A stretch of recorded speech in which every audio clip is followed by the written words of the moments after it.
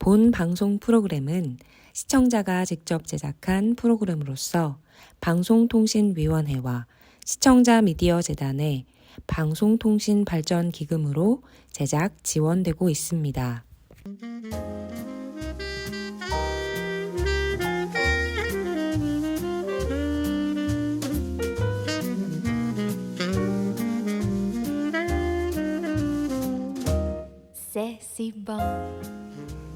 남해군에서 살아가는 낭만적인 일상과 그 속에서 얻은 영감을 전합니다.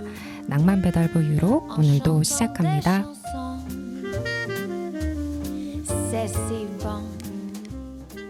바닷가에 살고 읽고 싶은 책을 왕창 읽고 좋은 스피커로 노래를 들으며 만나고 영양가 있는 음식을 즐겨 먹고 강아지랑 바닷가를 달리고 밤엔 고양이랑 그릉그릉 놀며 주말이면 친구들이랑 밖에서 맛있는 거 먹으면서 수다 떨고 제철 과일로 잼을 담고 동네 아이들과 그림을 그리고 작은 도서관을 만들고 글을 쓰고 작은 텃밭을 가꾸고 새로운 것을 배우고 여행을 자주 떠나고 사랑하는 사람이랑 두런두런 이야기하며 늙어가기. 이상은 제가 2021년 1월 4일에 서울에서 쓴 제 꿈이에요. 지금 남해에서 저도 모르게 많은 것들을 이루며 살고 있는 것 같습니다. 자꾸만 도시에서 살 때처럼 마음이 조급해지면 이 글을 읽곤 해요. 그러면 남해에 처음에 왔을 때의 기분으로, 마음으로 다시 돌아가거든요. 여러분은 요즘 어떤 일상을 보내고 계신가요? 음악 하나 듣고 오겠습니다. The Volunteers의 Nicer.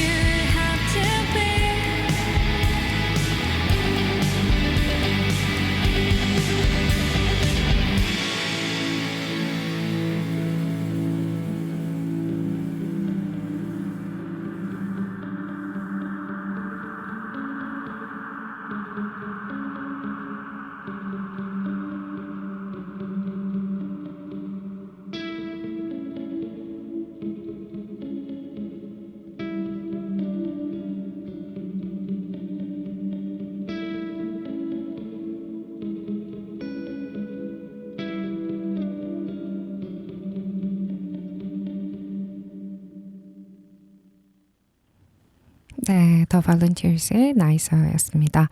네, 백예린님의 목소리가 참 아름답죠. 네, 오늘은요, 제가 쓴 에세이를 읽어드리는 들리는 에세이 시간입니다. 기다리셨나요? 네, 오늘 이렇게 잔잔한 아름다운 음악들과 함께 시간을 꾸며봤는데요. 제가 최근에 이사를 했어요. 남해에서 1년간 그 이사한 공간에는 제가 이제 작업할 수 있는 공간도 있어서 1년간 남해읍에 있는 작업실이 있었는데 이제 두 번째 작업실을 갖게 되었습니다. 후! 네. 사실 막 어떤 예술가가 되어야지만 자기의 작업실이 있어야 한다는 그런 생각을 예전에는 했던 것 같아요.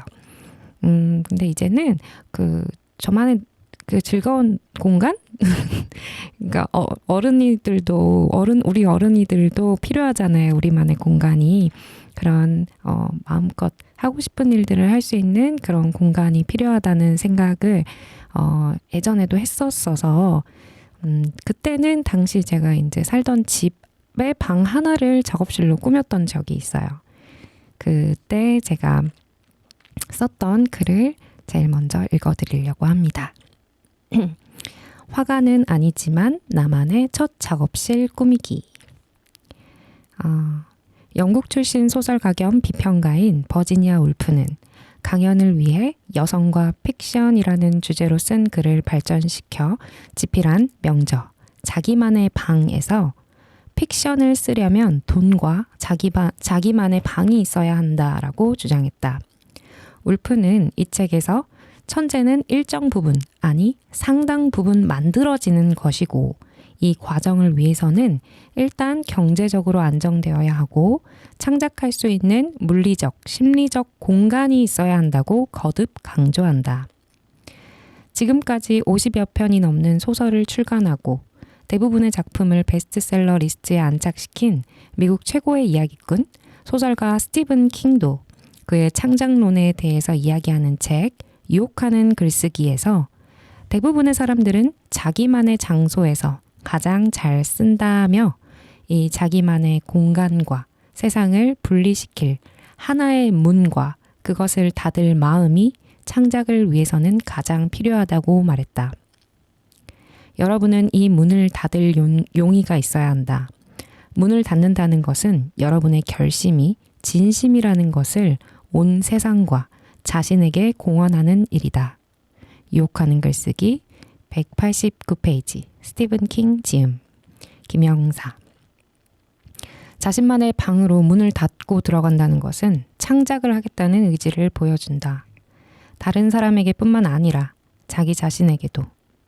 자기만의 방으로 들어가서 창작을 하는 순간 한 인간은 창작하는 예술가로 거듭나는 것이다. 예술가들의 작업 공간인 아뜰리에를 구경하는 것을 좋아했다. 돌아보면 프랑스에서 2달가량 머무르며 빅토르 위고의 집, 모네의 집, 예술가들의 작업 공간을 그대로 간직한 크고 작은 미술관들을 둘러보는 것이 참 행복했었다. 유럽 그림책 작가들을 인터뷰한 책, 유럽의 그림책 작가들에게 묻다, 최진저 은행나무를 읽을 때에도 인터뷰 내용보다도 그들의 작업실 공간 사진이 더 눈에 들어왔었다. 일상이 한편의 예술작품 같은 그들의 삶을 한편으로는 시샘하고 한편으로는 동경해왔다. 질투와 선망이라는 감정을 동시에 느꼈다. 하지만 이런 오롯이 창작만을 위한 작업 공간은 예술적 재능을 타고난 사람, 그러니까 어릴 때부터 유별나게 그림을 그린다던가 독창적인 생각을 하는 사람들의 특권이라고만 생각했었다. 아, 저 사람은 천상 예술가구나 싶은 사람들만의 특권. 어릴 때는 백일장이나 사생대회에서 크고 작은 상을 받은 적도 있지만 언젠가부터 나는 무언가를 만들기보다는 누군가가 만든 작품을 소비하고 즐기는 쪽에 가까웠다. 마음속에 작은 부러움이라는 씨앗을 품고 말이다. 이제야 다시 용기를 내어 그림을 그리고 손끝에서 무언가를 만들어내는 재미를 느껴가면서 마음속에 있던 부러움이라는 작은 씨앗이 점점 나도 해볼 수 있겠다라는 자신감으로 커갔다. 그리고 올해 여름, 누가 시키지 않아도 식탁에 앉아 계속 그림을 그리는 나에게 나만의 작업 공간, 그러니까 아뜰리에를 만들어줘야겠다고 생각했다. 천재적인 재능을 타고난 예술가만 그림을 그리라는 법도 없고 전업 작가가 아니라고 해서 작업 공간을 가지지 말란 법도 없으니까. 일단 사진을 모아놓은 사이트인 핀터레스트에서 아뜰리에라고 검색해 나오는 이미지를 살펴보며 마음에 드는 사진을 찾았다. 햇살이 들어오는 창가에 길게 작업대를 두고 물감 등 도구를 정리해 놓은 사진이 대부분이었다. 그래서 일단 식탁으로 쓰던 테이블을 책상에 이어놓고 그 위에 가지고 있던 그림 도구들을 모두 진열했다. 꾸깃하게 짜낸 흔적이 있는 물감들이 신나 보였다.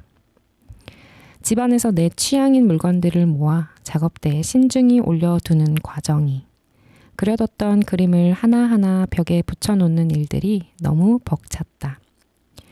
마지막에 작은 거울 위에 립스틱으로 마이 아뜰리에라고 쓰면서 내가 어떻게 이런 발상을 한 것인지 나 자신이 너무 좋아서 꼭 껴안아주고 싶었다. 이미 가지고 있는 것들로도 충분히 가능한 일이었는데 왜 지금까지 이렇게 내 취향을 들여다보고 내가 좋아하는 것들로 삶을 꾸미는데 소홀했는지 그동안 참 나 자신에게 야박했다는 생각마저 들었다. 교과서를 달달 외우며 내신 관리를 누구보다 잘했다. 객관식 정답을 찾는 것에 능했다. 그러나 열심히 누군가의 답을 마치고 어른이 되다 보니 내 인생을 어떤 답으로 써 나가야 할지 모르겠더라. 내가 무엇을 좋아하는지, 어떤 것을 보면 설레는지도 잘 몰랐다. 그래서 삶의 정답은 이미 자신 안에 있다라고 말하는 책을 읽으면 답답하기도 하고 화가 나기도 했다. 답이 내 안에 있는데도 못 찾고 있는 나 자신이 한심하게만 느껴졌기 때문이다. 하지만 그림을 그리면서부터 정답이 자신 안에 있다는 의미를 조금은 알 것 같다. 그림에는 정답이 없고 오로지 자신이 보기에 좋은 색과 모양으로 흰 종이를 채워나가면 되기 때문이다. 온라인으로 듣고 있는 오일 파스텔 강의에서 강사님은 이렇게 말씀하셨다. 뭐라도 칠해놓고 보면은 어울릴 것 같은 색깔들이 조금씩 보일 거예요. 그러면 그때 천천히 채워주시면 됩니다. 물론 그대로 비워두셔도 괜찮고요. 사치라고만 생각했던 그림 그리기를 다시 시작하며 나는 내 인생에 한 가지 색을 일단 칠해버렸다. 그리고 이제 나의 공간을 만들며 겨우 다음 색을 칠했다. 이제 나만의 귀여운 아뜰리에에서 다음 색을 칠할 것이다. 천천히 마음이 이끄는 방향으로 채우다 보면 내 그림이 완성될 것이다. 그것이 흰 종이이든 내 인생이든 마지막엔 정말 멋질 것이다. 네, 이 글은 제가 첫 아뜰리에, 첫 저의 작업실을 꾸며보았을 때 썼던 글입니다.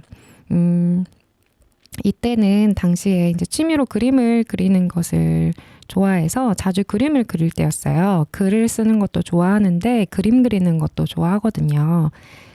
이런 취미 생활 같은 것들이 좀 사치로 느껴졌던 때였어요.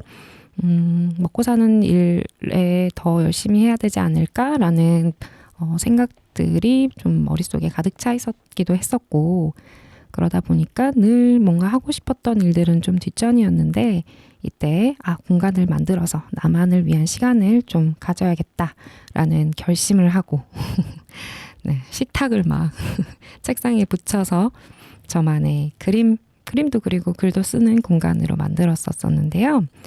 서울에 있는 공간이었는데 아직도 저는 이때가 생각나요. 이때 이 공간이 아주 생각이 납니다. 지금 이 글에는 사진도 들어있는데요. 네, 저 나름대로 이렇게 뚝딱뚝딱 꾸몄던 기억이 나요. 지금도 남해에 와서 제일 먼저 했던 일이 작업실을 구해서 작업실을 꾸며서 거기서 사람들과도 만나고 여러 가지 모임도 하고 글도 쓰고 좋은 추억을 많이 만들었던 것 같아요. 그래서 첫 번째 작업실 향유록이라고 이름을 붙였던 저의 작업실을 이제 나와서 두 번째 작업실을 지금 꾸미고 있습니다. 두 번째 작업실에서는 또 어떤 일들이 일어날지 아주 기대가 되는데요. 우리 버지니아 울프 그리고 스티븐 킹이 말씀하셨던 것처럼 자신만의 공간이 있다는 것은 이제 내가 이걸 하겠다, 이 공간에서 뭔가를 하겠다라는 결심을 세상과 그리고 나 자신한테 이야기해 주는 거다라고 말을 하셨죠.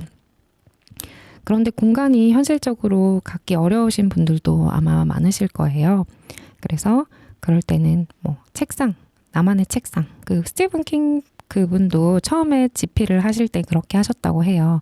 나만의 책상을 나의 공간이다. 여기서는 글만 쓴다. 뭐 여기서는 뭐 그림만 그린다. 이런 식으로 그 공간, 작업 공간을 만들었다고 합니다. 어떤 식으로든. 네. 그래서 여러분도 좋아하는 일을 하는 공간을 조금맣게라도 만들어 보시면 어떨까 하는 생각이네요. 네. 두 번째 노래 하나 듣고 와서 또 이어서 읽어드릴 글을 준비하고 있겠습니다. 두 번째 곡은요. 이거 들어볼까요? 잔나비가 부릅니다. 뜨거운 여름밤은 가고 남은 건 볼품없지만. 그땐 난 어떤 맘이었길래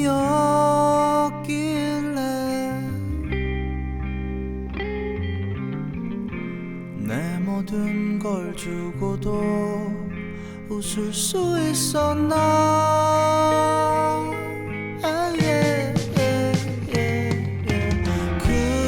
그대는 또 어떤 맘이었길래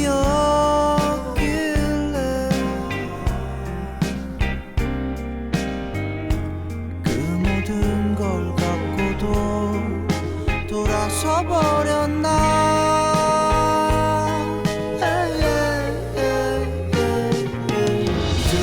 뜨거운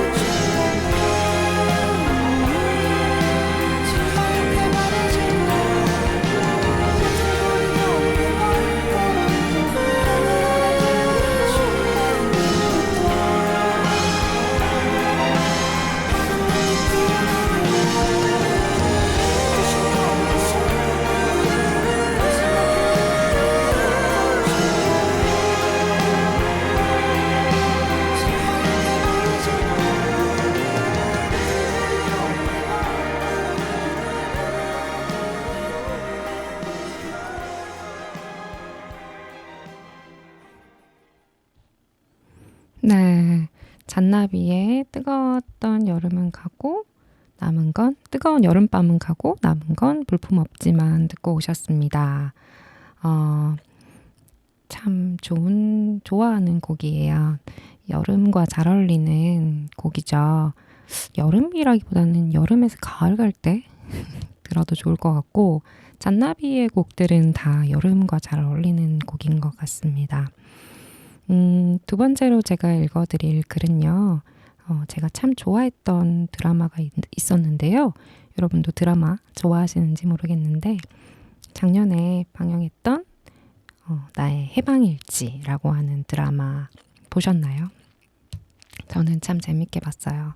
이 드라마가 나의 아저씨라고 하는 드라마를 집필하신 작가님이 쓰신 그 드라마라고 해서 그 당시 되게 화제였고 또 저도 그래서 되게 기대했던 그 박혜영 작가님이시죠. 박혜영 작가님이 쓰셨던 그 쓰신 드라마죠. 그리고 이제 남해에서 살고 있고 저희 낭만배달부에도 나오셨던 공혜지 배우님께서도 출연하신 드라마죠. 나의 해방일지라고 하는 드라마는 지금 보아도 아마 못 보셨던 분들은 지금 보아도 너무 좋으실 것 같아요. 꼭꼭 추천합니다. 네.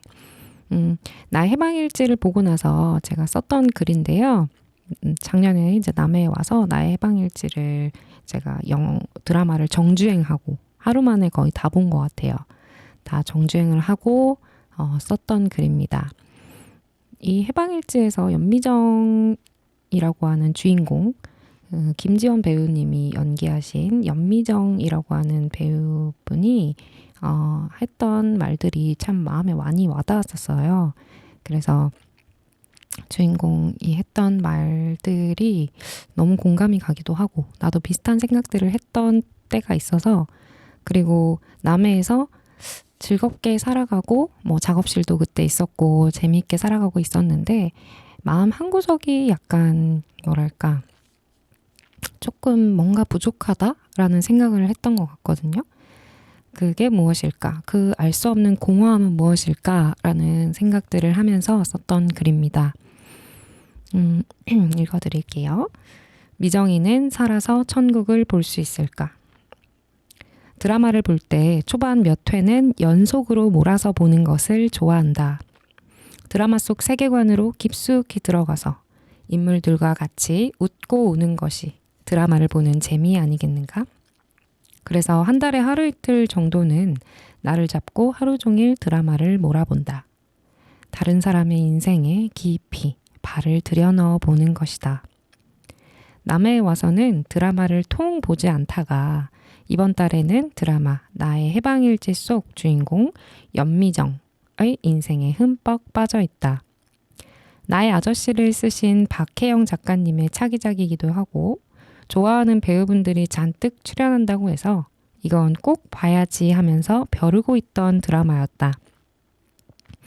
처음엔 그냥 걸어다니기만 해도 인생이 스펙타클할 것 같은 미모의 미정이가 하루하루를 마지못해 살아가며 지루해한다는 것도 어딜 가든 인기가 폭발할 것 같은 염기정, 이엘 배우님이 연기했던 염기정이 사랑이 하고 싶다며 아무나 사랑하겠다고 하는 것도 외제차 몇 대는 거뜬히 끌 것 같은 염창희, 그러니까 이민기 배우님이 차를 사고 싶다고 아버지께 말씀드리다가 극중에서 혼나는 것도 잘 몰입이 되지 않았으나 지금은 진심으로 이 세 남매와 구씨 손석구 배우님이시죠?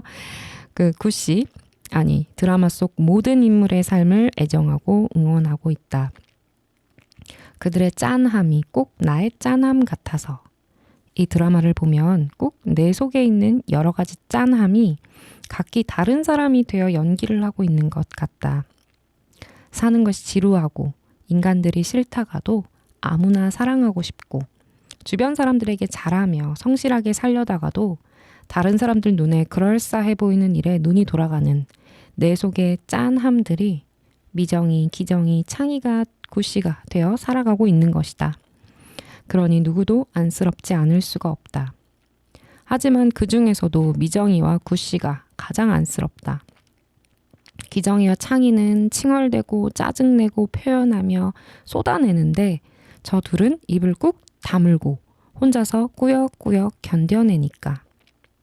존재에 대한 의문, 사랑을 넘어선 더 커다란 것에 대한 갈망, 내 마음속에 있는 이런 것들도 표현되지 못하고 꾹꾹 숨겨져 있었다. 말할 곳도 없고 말할 기회도 없으니까. 사실은 정말 말이 하고 싶어서 글을 쓴다. 어떻게든 표현하고 싶은데 남들이 듣고 싶어 하지도 않는 말을 늘어놓기보다는 글로 쓰면 읽고 싶은 사람만 와서 읽으면 되니까. 미정이는 어릴 때 교회에 가서 기도를 한다. 다들 신에게 성적, 교우관계 같은 것들을 바라는 것이 이상했다며 자신이 궁금했던 것은 하나밖에 없다고 말한다. 나 뭐예요? 나 왜 여기 있어요?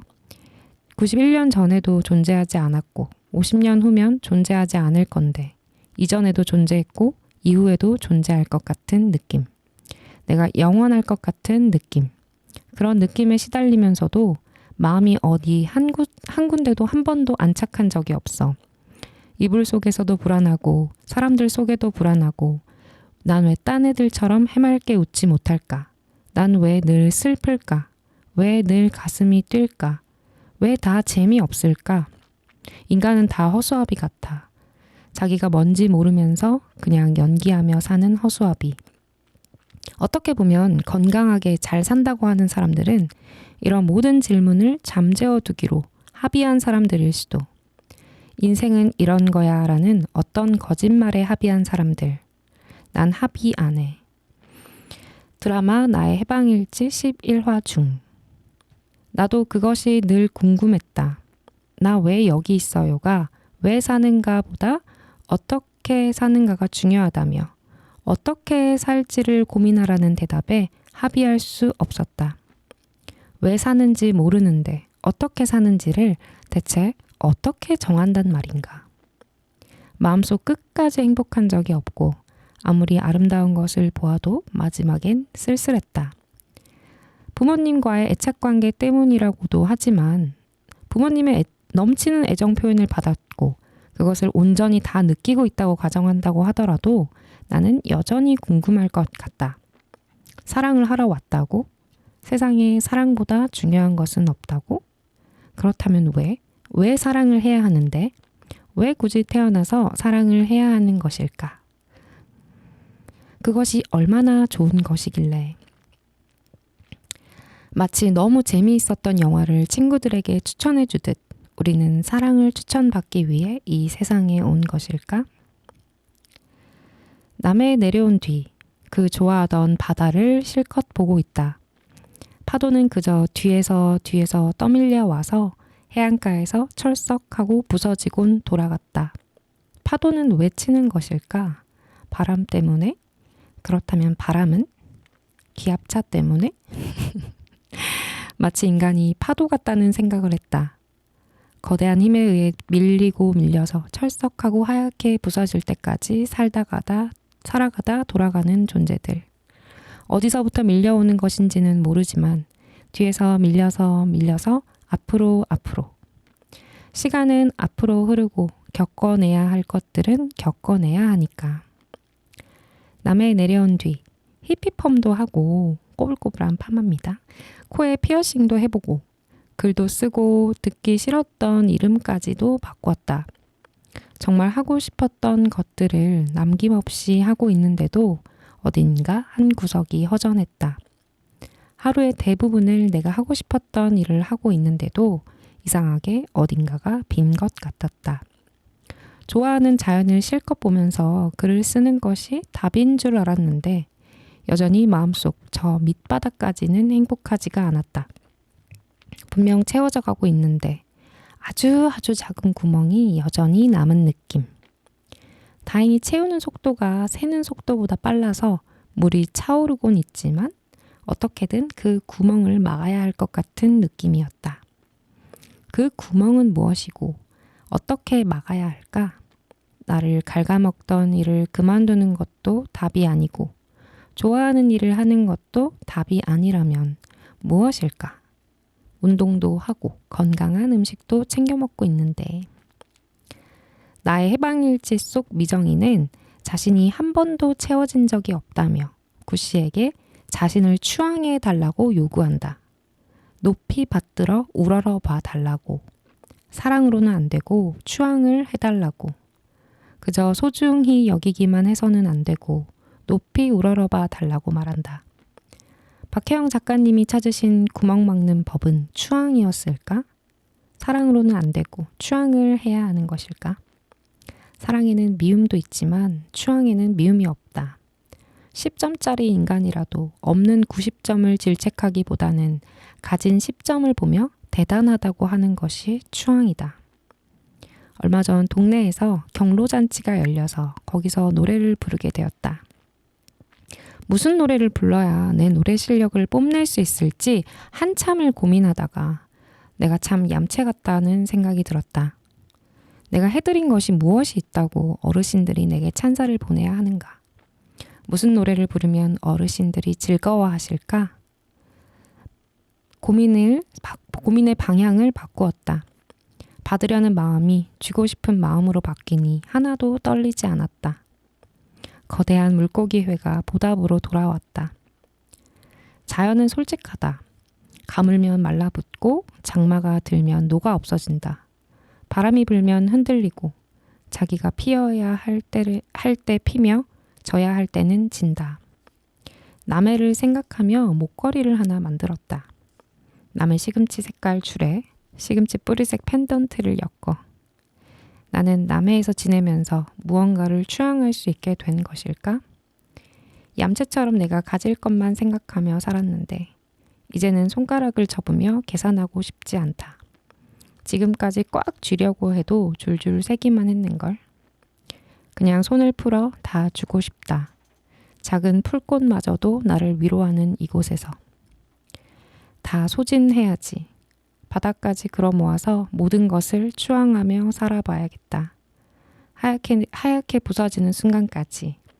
왜 사냐면 이 모든 것을 추앙하려고 산다고 활짝 웃으면서 말할 수 있을까? 네, 여기까지가 제가 작년에 썼던 글입니다. 드라마 나의 해방일지를 보고 썼던 글인데요. 지금도 사실 우리가 완전히 막 인간이 우리 삶이라는 것이 왔다 갔다 하는 것 같아요. 잘은 모르지만 저도 좀 이제 조금 살아보니 좋을 때도 있고 안 좋을 때도 있고 그렇잖아요. 완전히 완벽한 완전한 이런 것들을 너무 추구하려고 하다 보면 오히려 찾기 어렵다라는 생각도 들고요. 그래서 막 이제 내가 하고 싶었던 것들 나에게 좀 다정하자라는 생각으로 남해에 와서 제가 하고 싶었던 것들을 많이 했어요. 남들한테 다른 사람들한테 이제 잘 보이려고 다정하려고 많이 노력하면서 이제 예의도 바르게 살고 우리 이런 교육을 많이 받잖아요. 그렇게 하는 것도 너무 좋지만 자기 자신한테는 좀 다정하지 못했던 것 같아서 내가 좋아하는 곳에서 내가 좋아하는 일을 하면서 살아보자 이런 마음으로 이제 남해에 왔는데 이때 느꼈던 그런 그 구멍, 그 약간의 허전함은 공허함 같은 것들은 아마 또 이제 너무 나만 돌아봤기 때문에 들었던 것이 아닐까라는 생각에 제가 이제 이 글을 썼습니다. 이제 나에게 다정함이 쌓이다 보니까 또 이제 이거를 어떻게 또 다른 사람과 나누면서 더 즐겁게 살 수 있을까라는 생각으로 이어졌던 것 같아요. 그래도 1번은 나에게 다정했던 것 때문에 그래도 그 뭔가 빈 마음이 허전했던 그 마음이 많이 차올랐던 것 같습니다. 나 이제 노래도 또 하나 또 듣고 와볼게요. 제가 좋아하는 곡인데요. 라쿤라쿤이 부릅니다. Birds and Daisies. The birds fly south as the light leaves your eyes. Hold on to your dream. Oh, I know you wanna scream.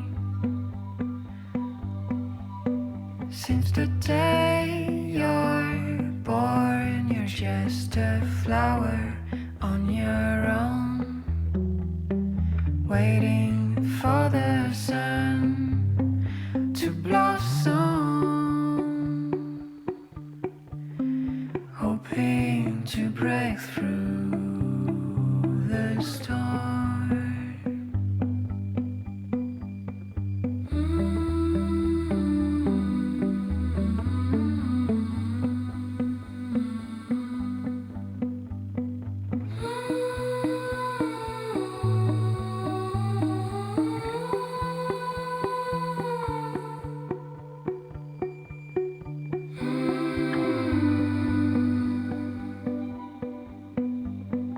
Winter wind slightly touching your soft skin. There's gotta be a brighter day, a summer breeze on silk and honey, a big white horse is running through the golden doors. You know you gotta take the ride. It's now or never by my side. Little daisy, don't be shy. Nobody changes, they just lie. Take your own fate by the end. It's time to conquer your own land. Little daisy, don't be shy. Nobody changes, they just lie. Take your own fate by the end. It's time to conquer your own land.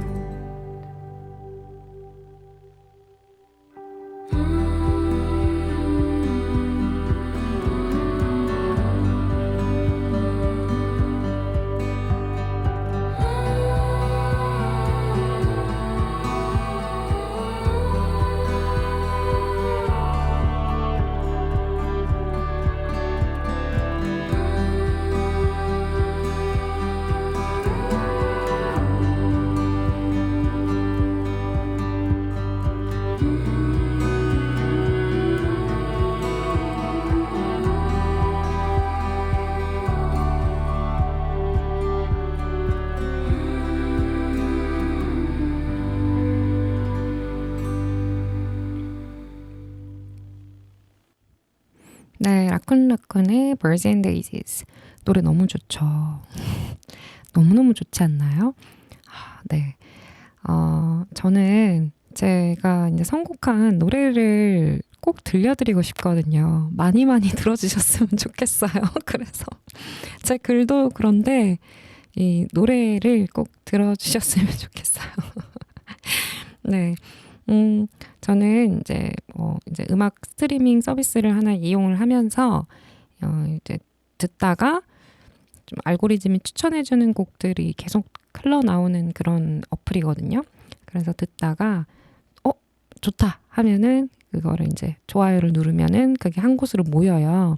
그렇게 이제 제가 좋아요한 그 폴더 같이 이렇게 딱 모이는 그거를 이제 또 다시 반복해서 또 듣기도 하고, 그러다가 이제 또 아주 좀 새로운 노래를 찾아볼까 싶으면은 또 이제 노래를 그냥 막 추천해주는 노래들을 막 들어요. 이런 식으로 보물찾기 하듯이 노래를 듣는 거를 좋아하거든요. 그러다가 이제 좋아하는 곡 하나 찾으면 너무 행복하고 이거를 빨리 막 다른 사람들하고 듣고 싶고 그래요. 그래서 어디서 보니까 사람이 36살이 넘으면 새로운 노래를 잘 듣지 않는다고 하는 연구 결과가 있더라고요. 그래서 나는 아직까지 새로운 노래를 많이 듣고 싶은데 아직까지 그 통계와 좀 멀구나, 나는 나이는 그걸 넘어섰으나 그렇구나라는 생각을 했습니다. 이제 모르죠. 또 듣고 싶은 이제 어느 정도의 노래가, 좋아하는 노래가 쌓이면 그것만 또 들을 수도 있을 것 같긴 한데 아직은 새로운 노래를 찾는 게 좋아요. 그래서 여러분도 이제 좋은 노래 있으면 저한테 많이 추천해 주시면 좋습니다. 그 남의 FM 어플에 문의 아래로 내리시면은 문의라고 하는 게시판이 있거든요.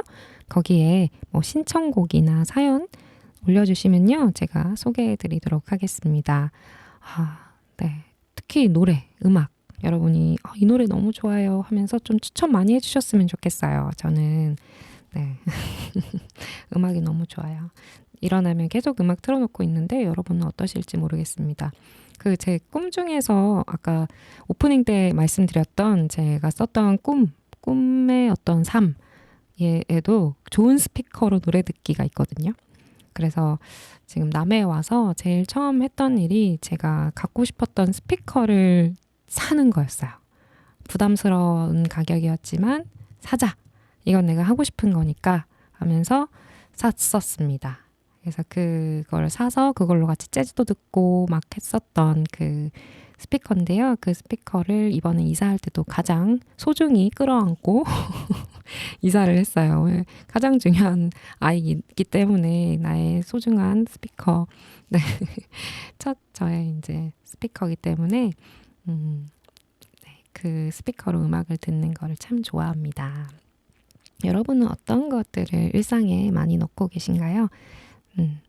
제가 들려드리는 곡 여러분도 좋아하셨으면 좋겠네요. 또 노래가 남아있으니까요. 끝까지 함께 해주세요. 다음으로 읽어드릴 글은 아주심기라고 하는 제목으로 제가 썼던 글입니다. 작년 12월에 썼던 글이고요.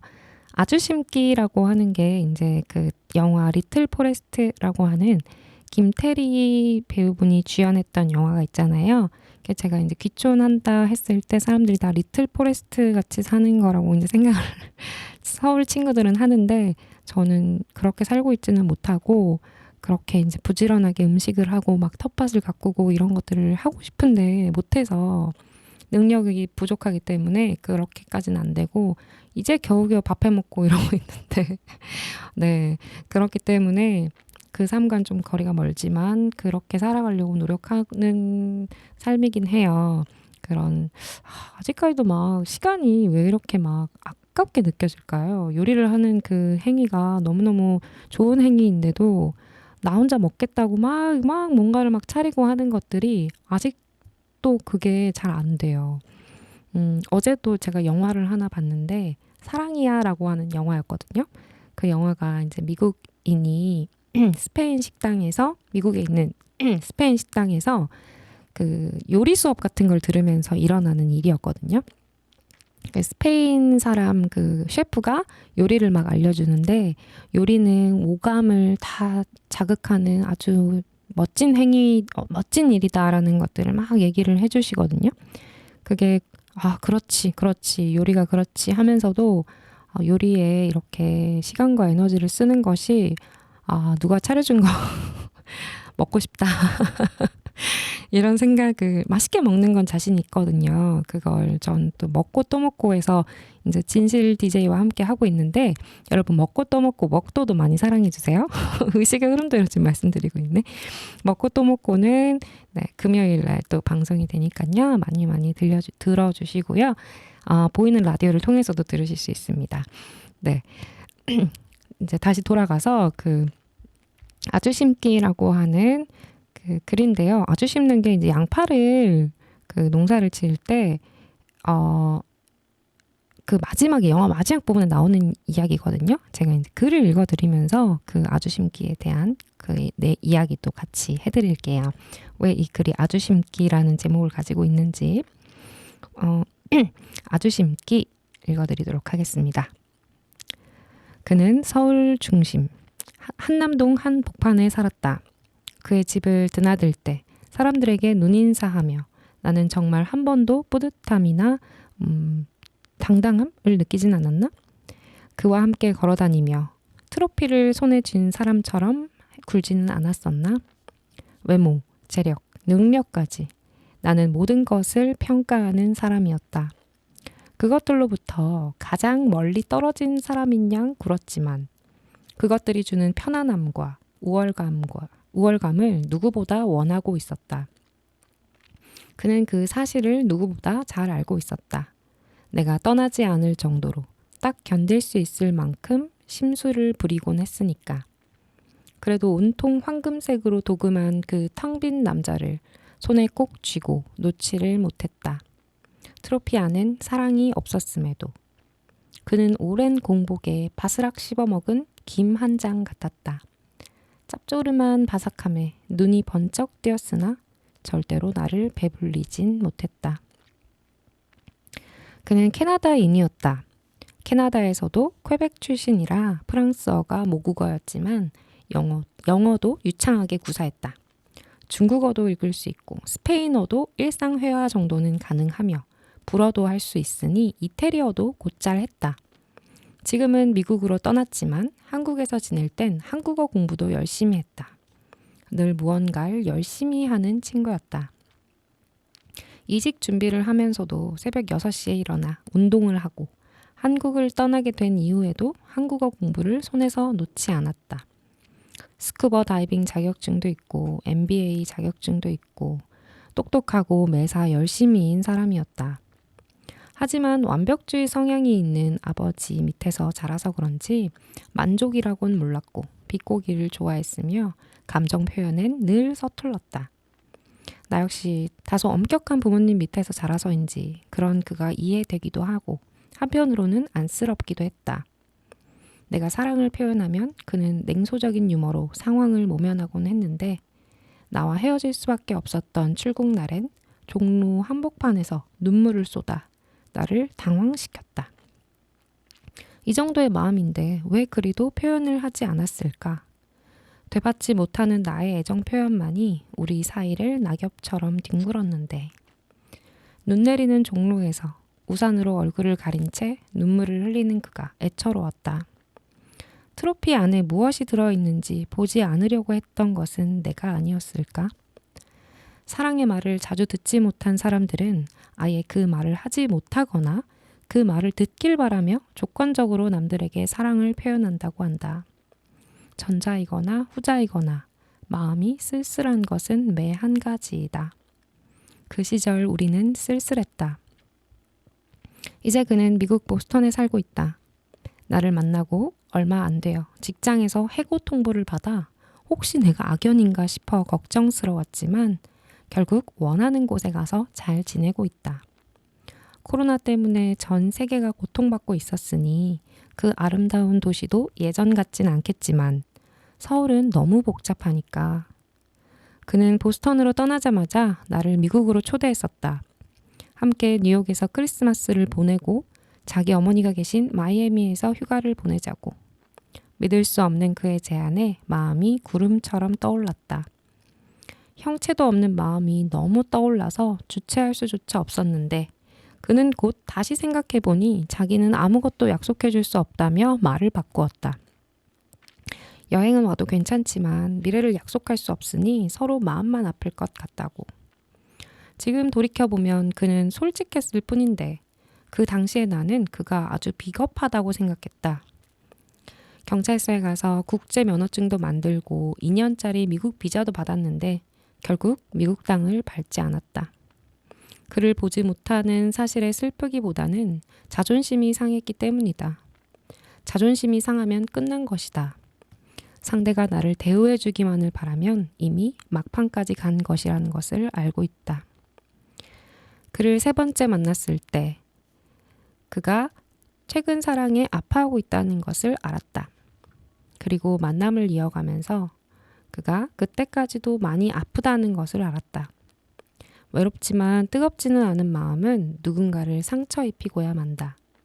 아무리 센 척을 해도 외로운 사람은 티가 나니까. 나는 그런 그가 안쓰러웠다. 상처를 입어도 괜찮다며 그를 추앙하고 싶었지만 그를 보듬지 못했다. 오히려 남은 무엇이라도 털어가고 싶었다. 나 역시 뜨겁지 않았으니까. 그저 누구라도 있었으면 좋겠다고 생각했다. 관계 맺기가 두려운 사람들은 누구라도 괜찮다는 선택지에 자주 빠지곤 한다. 나는 그 선택지에 오래 갇혀서 작은 관심에도 크게 반응했다. 남해에 내려와 과거를 추억하면 그 추억 속에 있는 내가 마치 다른 사람이 앞에 앉아 있는 것처럼 낯설게 느껴진다. 온갖 드라마들, 장문의 메시지, 지독하게 따라붙던 두려움들. 지금 돌이켜보면 그 모든 것을 내가 의도적으로 만들고 있었다는 생각이 든다. 사는 게 너무 재미가 없어서. 그놈의 재미라는 것이 정말 더티하도록 없어서 작은 일에도 온갖 감정을 써버리며 끝장을 보려고 했던 것이다. 인생의 주인공이 되고 싶어서. 주인공의 삶이란 자고로 온갖 스펙터클한 서사로 가득한 것 아니겠는가? 태양 주위를 도는 행성처럼 모든 것이 나의 중심으로 돌기를 바랬다. 도시는 너무 크고 나는 너무 작았다. 지금 나는 나만의 각도로 살짝 틀어서 유유히 공전하고 있다. 거대한 인생이라는 중심의 인력을 느끼면서. 아침에 눈을 뜨면 거리끼는 느낌이 아무것도 없다. 같이 사는 친구들과 고양이에게 인사를 건네고 좋아하는 호밀크래커에 크림치즈를 발라 커피와 먹는다. 어떤 날은 계란을 삶아 먹기도 하고 어떤 날은 크래커 대신 빵을 먹기도 한다. 아침엔 늘 어느 정도 멍해서 대체로 아무것도 안 하면서 시간을 보낸다. 내가 채워나갈 수 있는 크기의 하루가 놓여있다. 쌀에서 현미로, 단 디저트 빵에서 식사빵으로 서서히 식습관을 바꿔가는 재미를 느끼고 만보기에 만이라는 숫자가 찍히는 희열감을 느끼려 제자리 걸음도 불사한다. 운동에 슬슬 재미가 붙어서 고전 중에 고전인 마일리 사이러스 다리 운동 이거 아시려나요? 마일리 사이러스 다리 운동과 티파니 허리 운동도 시작했다.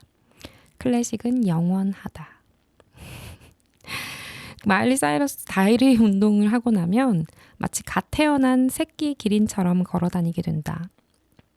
플리마켓에 나가 팔 액세서리를 만들 준비를 하고 내일은 동네 경로잔치에 가서 노래를 부를 예정이다. 곧 있을 남해대학 군 가요제 군민가요제 죄송합니다. 남해대학 보물섬 가요제에도 나가볼 생각이다. 예전부터 무언가를 만들고 싶었고 노래도 마음껏 부르고 싶었는데 만들어서 팔라고도 해주고 노래도 부르라고 해주니 손 안 대고 코 푸는 격이다. 남해의 이곳저곳을 취재해 군 블로그에 올리는 일도 겸하고 있다. 좋아하는 팝송을 따라 쓰고 영어 대사를 따라 말한다. 아주 작게 매일 영어 공부를 하고 아주 작게 매일 새로운 것을 공부한다. 예전에 나는 곧장 끝장을 보고 싶었는데 지금 나는 야금야금 무언가를 한다. 아무도 모를 정도로 정말 조금씩 변하면서. 아무도 모르니까 첩보 영화를 찍는 것처럼 아주 스릴 만점이다. 풀이 자라듯이 아주 조금씩 하지만 분명하게 자라고 있다. 이제 술에 취한 상대를 너무 빨리 보고 싶지 않다. 바닥까지 한 번에 달려가고 싶지 않다. 적당히 거리감을 두고 적당히 불편해하며 가까워지고 싶다. 술이 꺼내놓는 그 사람 마음속 울고 있는 어린아이를 너무 일찍 만나고 싶지 않다. 오래오래 대면하고 싶다. 여전히 인정받으면 기분이 좋고 오해를 사면 억울하지만 나 혼자서도 충분히 따뜻한가 보다. 누군가에게 와락 안기고 싶지 않으니. 왜 이제 조급하지 않을까? 항상 뒷목과 어깨가 알게 모르게 바짝 긴장해 있었는데 이제 아주 말랑말랑하다. 작물마다 잘 자라는 조건이 있듯 나도 내가 더 잘할 수 있는 조건이 있는데 그 조건이 맞는 곳에 옮겨 심겨진 것일까? 얼마 전 영화 리틀 포레스트를 다시 보았다. 내가 시골에 산다고 하니 다들 내가 리틀 포레스트 속 김태리처럼 살고 있는 줄 생각해서 벤치마킹을 좀 해보려고 봤지만 온갖 음식을 1인분씩 손수 만드는 그 부지런함을 도저히 따라할 수 없을 것 같았다. 남해도 택배는 정말 잘 오고 맛있는 반찬 가게도 있다. 텃밭에서 야채를 따다 먹는 정도가 현재 내가 따라할 수 있는 최선이지만 언젠가 영화 속 김태리처럼 철마다 제철 재료로 한 상 차려 소중히 먹을 수도 있겠지. 영화 리틀 포레스트 말미에 김태리는 시골에서 1년을 보낸 후 다시 서울로 간다. 시골로 아주 심기를 준비하러 간 것이다. 아주 심기란 양파가 뿌리를 잘 내릴 수 있도록 다시 한 번 더 다른 곳에 심는 것인데 이렇게 아주 심은 양파는 더 달고 맛나다고 한다. 서울에서 16년 그곳엔 내가 원하는 것이 없었다.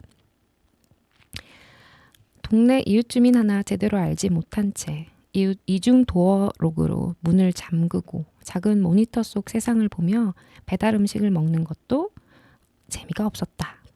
인서울을 책상 맡에 붙여놓고 공부할 땐 그렇게 서울로 인하길 원하는 줄 알았는데 사실 입어도 보지 않은 옷을 그토록 사고 싶어 했던 것이나 다름없었던 것이다. 담장이 낮아서 집안이 훤히 다 보이고 밤이면 개구리 소리가 들리고 여름엔 바다로 빠져들 수 있는 이곳이 좋다. 보스턴에 사는 그와 나는 아직도 SNS로 서로 안부를 확인하곤 한다. 친구도 연인도 아니지만 과거 어떠한 시간을 공유한 사이로 남아있다. 사진 속 그는 예전보다 훨씬 더 편해 보인다. 겪어야 할 것들을 다 겪어낸 사람의 얼굴이다. 아직 겪을 것들이 나는 더 남아있다는 것을 알고 있다. 남해에서 이 마음 이대로 경제적으로도 편안해질 수 있는 방법을 찾고 싶다. 누군가를 채워주는 관계도 가꾸어 보고 싶다. 영화 속 김태리도 시골에서 경제적 자유와 사랑은 이루지 못하고 영화는 끝이 났다. 나도 아직 도시에서 길어온 땔감을 짚혀서 하루하루를 데우는 중이다. 도시의 삶은 내게 시골에서 뿌리 내릴 자원을 주었으니 내가 이곳에서 아주 심어질 수 있도록 남해가 주는 것들을 먹으며 풍성히 자라날 생각이다. 경로잔치에서 노래도 부르고 남해군에 관한 글도 쓰면서 소소하고 특별한 하루를 켜켜이 쌓아가다 보면 나만의 작은 숲에서 먹고 살며 사랑하는 이야기도 들려줄 수 있겠지. 김태리도 못했던 리틀 포레스트 그 뒷이야기를 써내려갈 수 있길 바라본다. 네, 여기까지가 제가 작년에 썼던 아주 심기라는 글이었습니다. 아직도 경제적으로 편안한 그런 상황은 되지 못했지만, 네, 그렇게 즐거운 일을, 좋아하는 일을 남해에서 하면서 또 경제적으로 또 이제 좀 편안해지는 그 상황을 기다리고 있습니다. 열심히 노력하겠습니다. 여러분도, 네, 오늘 또 낭만 배달부와 함께 하셨던 시간 어떠셨나요? 네, 즐거우셨길 바라면서 저는 또 다음 주에 돌아오도록 하겠습니다. 네, 즐거운 시간 되세요. 조금씩 불어오면은 밤 하늘이 반짝이더라. 긴 하루를 보내고 집에 들어가는 길에